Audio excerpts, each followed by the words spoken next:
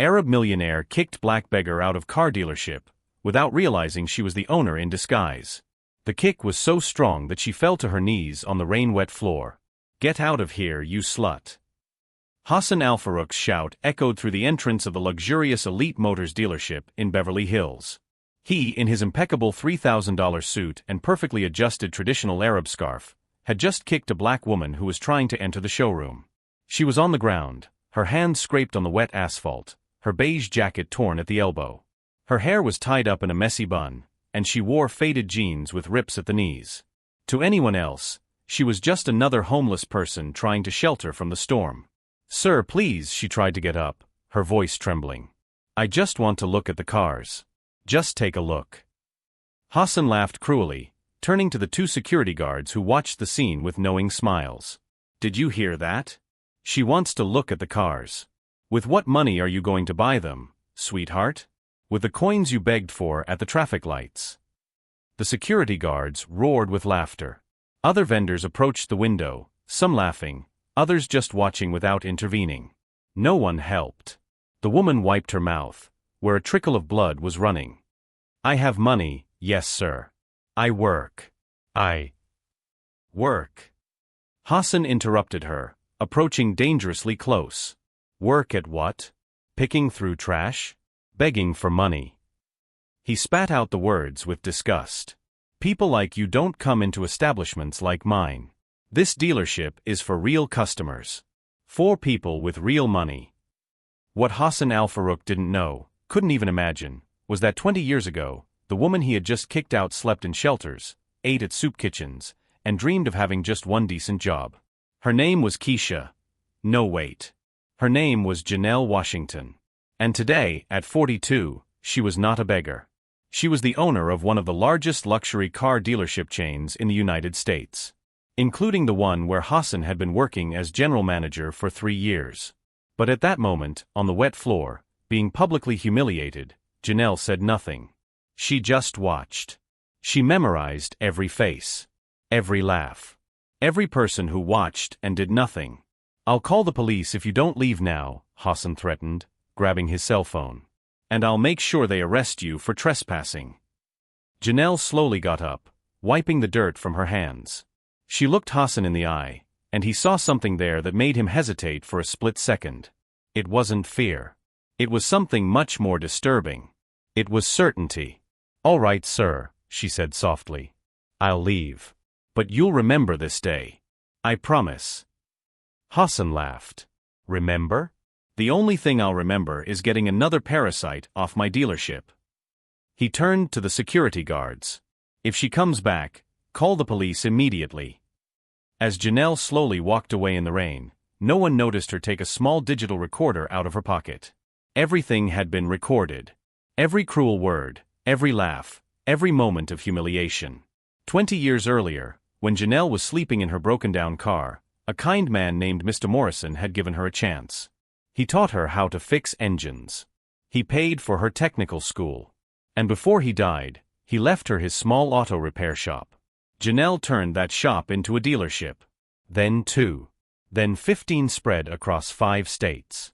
She built a $200 million empire on the basis of a single rule: treat every customer with dignity, regardless of appearance. But in recent months, rumors had reached her. Humble customers complaining of rude treatment. People being turned away before they even entered. The entire philosophy she had built was being destroyed by the arrogance of managers who had forgotten where they came from. Hassan al-Farouk was the worst of them. Rich from birth, raised with privileges in Dubai, he saw the world through the lens of money and status. To him, poor people were invisible. And now, he had just made the mistake that would cost him everything. Because that beggar he kicked out was not only his boss. She was someone who knew exactly what it was like to be treated like trash. And she was about to teach him a lesson he would never forget. If you're feeling the same anger Janelle felt when she was kicked in front of her own company, subscribe to the channel now, because this story of humiliation and justice is just beginning. And what comes next will show you that underestimating someone based on their appearance can be the most expensive mistake of your life. 3 hours later, Janelle was in her real office in downtown Los Angeles. 30 stories above the street, with a panoramic view of the city, surrounded by entrepreneurship trophies and photos with celebrities who bought her cars. She wiped the last scratch from her elbow and called her personal lawyer. Michael, I need you at the office. Now. Michael Chun, a 55-year-old Asian man who had been working with Janelle for 15 years, arrived in 20 minutes. When he saw the scrape on her face, his jaw locked. Who did this to you? One of my managers. Hassan Al-Farouk. Elite Motors, Beverly Hills. Janelle played the recording. The silence that followed was thick. Michael listened to every word, every laugh, every humiliation. When it was over, he closed his eyes and took a deep breath. Janelle, this is assault. We can press criminal charges. I don't want to press charges. Janelle stood up, walking to the window. I want justice in another way. I want him to understand what he did. I want all of them to understand. What do you have in mind? Janelle smiled, but there was no joy in that smile. I'm going back tomorrow. In the same clothes. I'm going to try to get in again. Michael's eyes widened. Are you crazy? He could hurt you again. He won't. Because this time you'll be there, filming everything. And I'm bringing someone else with me. The next day, at 10 in the morning, Janelle was back in front of Elite Motors. Same torn beige jacket. Same faded jeans. But this time, there was a camera hidden in her old backpack. And across the street, Michael was filming with his phone. When she approached the entrance, the security guard recognized her immediately. Hey, you again? Mr. Hassan said if you came back, we'd call the police. Please, Janelle begged, making her voice sound even more fragile. I just need a car. I managed to save some money. $1,200. That's all I have. The security guard laughed. 1,200? The cheapest car here costs 80,000. What do you think we sell? Bicycles. That's when Hassan came out of the building, talking on his cell phone. When he saw Janelle, his face contorted in anger. You again. He hung up the phone and marched toward her. Wasn't I clear yesterday? Do I need to spell it out? Sir, I got the money. Janelle held out an envelope. Look, I have it. I can make a down payment on a used car. I can make payments. Hassan knocked the envelope out of her hand, sending the $100 bills flying across the parking lot. Don't you understand? It's not about the money. It's about you not belonging here. Something in that sentence made Janelle tremble. Not with fear, but with a deep anger she hadn't felt in years. Those words echoed others she had heard 20 years ago. People like you don't belong here. That's when a young black saleswoman, no more than 25 years old, came running out of the showroom. Her badge read Sophie Laurent. Mr. Hassan, please. Sophie stepped between them.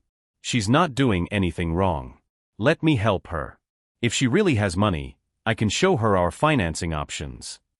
Hassan turned to Sophie with eyes ablaze. Are you challenging me, Laurent? No, sir. I'm just trying to do my job. To serve all customers. Customers. Hassan spat the word. This isn't a customer. She's a beggar wasting our time.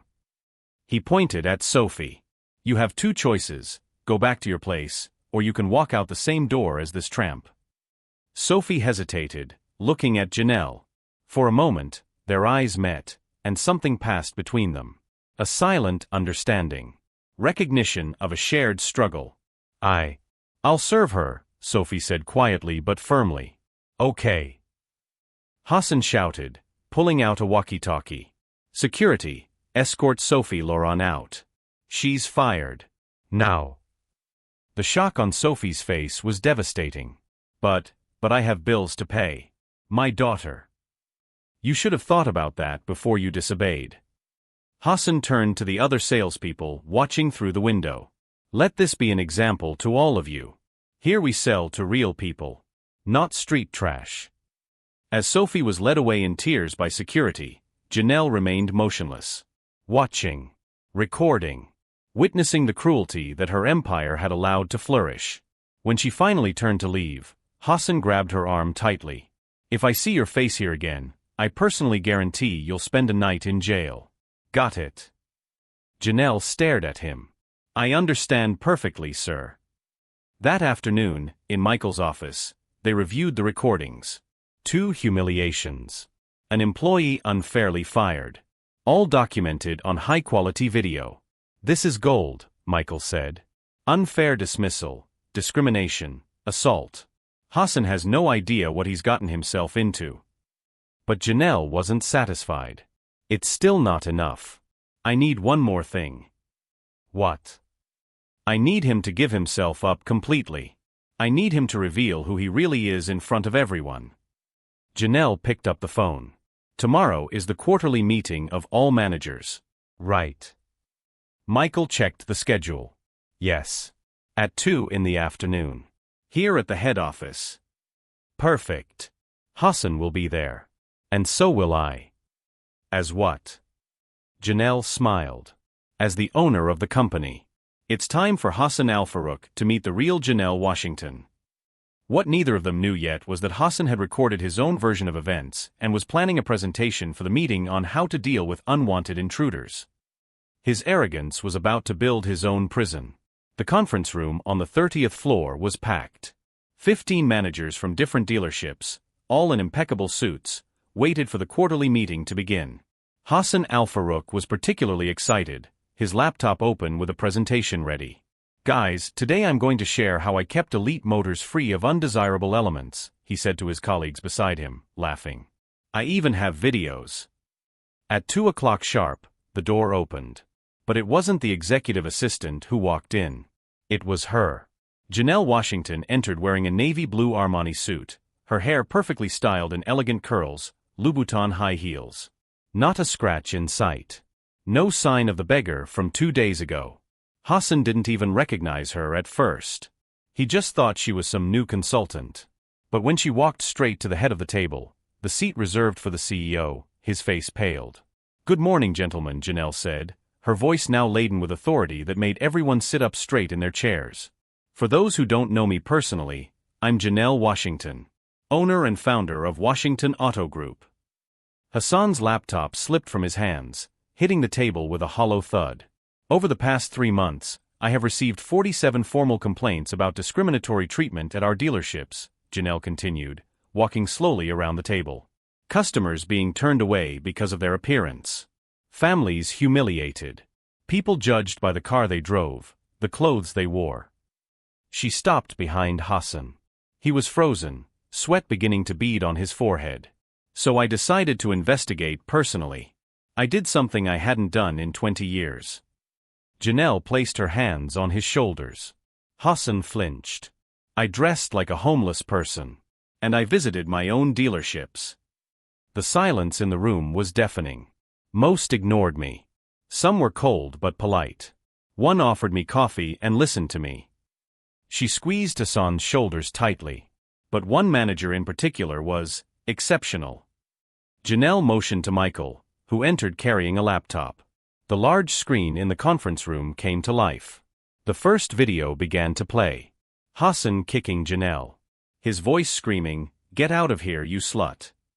The sound of her body hitting the floor. Hassan tried to stand up. I can explain. Sit down, Janelle ordered. Her voice was like steel. Hassan obeyed immediately. The second video showed him knocking the money out of her hand. Name-calling. Humiliation. And then, Sophie's dismissal. Are you seeing this? Janelle asked the other managers, many of whom had their hands over their mouths in horror. One of my employees firing another employee for trying to do their job. For trying to treat a human being with basic dignity. Ms. Washington, I didn't know it was you, Hassan finally found his voice desperate. If I had known. If you had known. Janelle exploded, slamming her hand on the table. So you're saying it's okay to kick someone when they're down, as long as they're not your boss? That it's okay to humiliate people, as long as they're really poor? Hassan opened and closed his mouth like a fish out of water. You know what's funny, Hassan? Janelle leaned in, her eyes inches from his. 20 years ago, I was that person. I slept in my car. I ate at shelters. I was kicked out of places just like you kicked me out. Tears began to stream down Hassan's face, but they weren't tears of remorse. They were tears of pure panic. "Michael, please bring in our special guest," Janelle said. The door opened. Sophie Laurent entered, nervous but determined. "Sophie was unfairly fired for trying to do her job," Janelle announced. "Sophie, as of today, you are the new general manager of Elite Motors in Beverly Hills, with triple the salary Hassan was receiving." Sophie covered her mouth, tears of joy streaming down her face. Hassan turned pale. "As for you, Hassan Al-Farouk," Janelle turned her attention to him. "You're fired. You will receive no severance pay. And I will personally ensure that every luxury car dealership in California knows exactly why you were fired. Your name will be synonymous with discrimination and cruelty." "You can't do that." Hassan finally found the courage to shout. "I have rights. I'm going to sue." Janelle smiled coldly. "Sue. And when you go to court, they'll see these videos. They'll see you committing assault, unfair dismissal, documented racial discrimination. Good luck finding a judge who sympathizes with you. Security, escort Mr. Al-Farouk out. Immediately." As he was dragged out shouting empty threats, Hassan finally understood. That beggar he kicked wasn't just his boss. She was someone who had built a $200 million empire precisely because she never forgot what it was like to be invisible. 6 months later, Elite Motors in Beverly Hills looked completely different. Not physically, the same luxury cars still gleamed under the lights. But the energy had changed. Sophie Laurent was in the main showroom, assisting an elderly man in grease-stained overalls. He had entered timidly, almost apologetic for his existence. Now he smiled as Sophie explained financing options. "Do you work in mechanics?" Sophie asked, noticing the oil stains. "All my life. I have a small workshop. I've always dreamed of owning a nice car, but I never felt welcome in these fancy places." "You're welcome here," Sophie said sincerely. "Our owner also started out as a mechanic." From the parking lot, Janelle watched the scene. She visited regularly without warning, not to inspect, but to witness the transformation. Michael approached with a folder. Hassan tried to sue. The judge threw the case out in 15 minutes. He works selling used cars now. Minimum wage. Janelle nodded without satisfaction. Just acceptance. And Sophie increased sales by 340%.